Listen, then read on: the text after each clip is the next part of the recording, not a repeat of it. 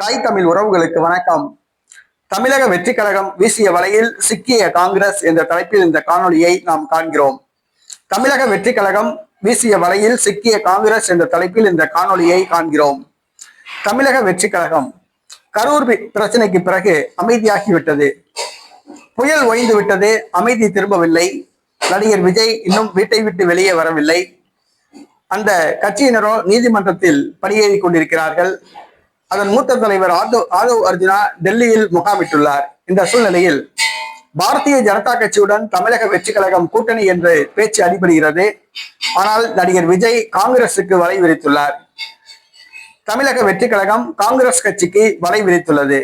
காங்கிரஸ் மற்றும் விடுதலை சிறுத்தை கட்சியை திமுக கூட்டணியிலிருந்து இழுத்து தங்களுடைய கூட்டணிக்கு வந்து சேர்க்குமாறு தவேகா மூத்த தலைவர்களுக்கு விஜய் அசைன்மெண்ட் கொடுத்துள்ளார். தமிழக வெற்றி கழக மூத்த தலைவர்கள் காங்கிரஸ் மற்றும் விடுதலை சிறுத்தை கட்சி தலைவர்களுடன் பேச்சுவார்த்தை நடத்தி வருகிறார்கள். கரூர் 41 பேர் இறந்து போன அவர்களுடைய குடும்பங்களை சந்தித்து ஆறுதல் கூற ராகுல் காந்தி வருவதற்கு திட்டமிட்டுள்ளார். ராகுல் காந்தியை சந்திக்க விஜய் நேரம் கேட்டுள்ளதாக கூறப்படுகிறது.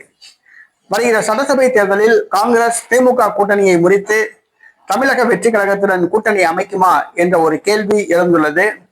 தமிழக வெற்றி கழகமோ காங்கிரஸ் மற்றும் விடுதலை சிறுத்தை கட்சியுடன் கூட்டணி அமைக்க விரும்புகிறது. அதற்கான வேலையை ஆரம்பித்துள்ளது.